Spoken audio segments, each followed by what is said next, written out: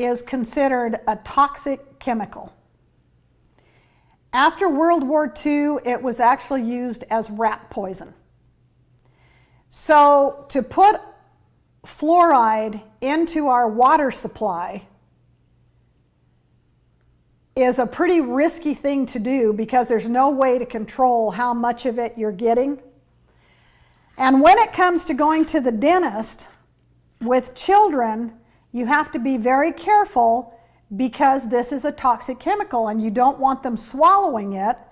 And so if you're going to give it to a child, you have to be sure that they're old enough and have the motor skills to be able to swish it around and spit it out as opposed to swallowing any of it.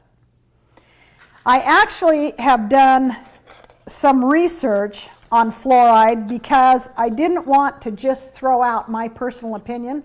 I wanted to share some studies that have been done on this. Recently, the National Kidney Foundation has withdrawn their support of fluoridated water. I don't think they have actually come out and openly opposed it, but they do not support it like they originally did. In China, they did a study on children that had fluorosis, which is something that can happen if you get too much fluoride when the teeth are developing.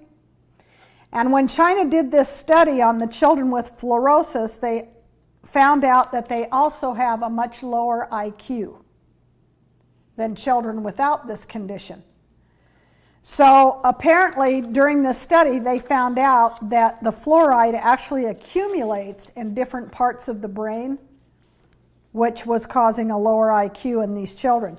And you have to understand that not only is fluoride put in toothpaste, and now it's put into the water supply, but we're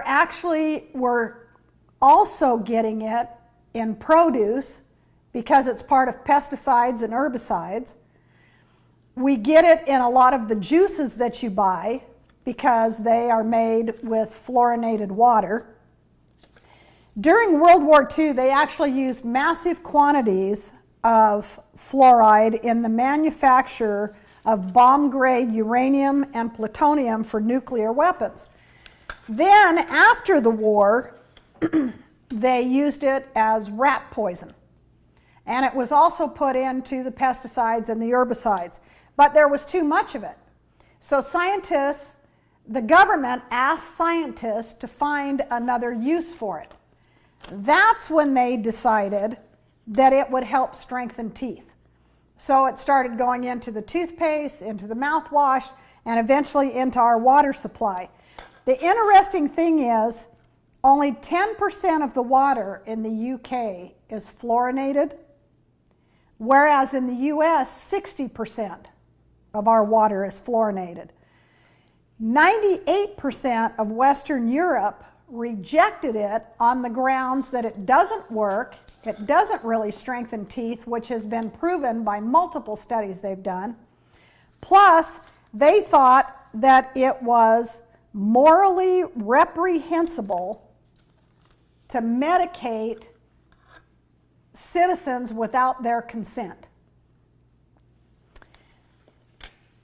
The bad part about the fluoride that's being put in our water is fluoride is actually a naturally occurring element in certain rocks. But the fluoride that is going into our water is an industrial waste, which is actually, if I can pronounce this correctly, hydrofluorosilicic acid.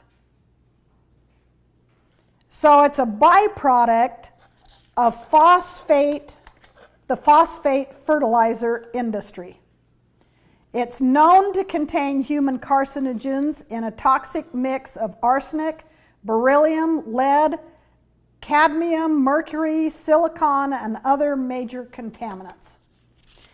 So fluoride is definitely something that we need to avoid as a human race, but particularly in children, because if they ingest it and swallow too much of it, it can be fatal.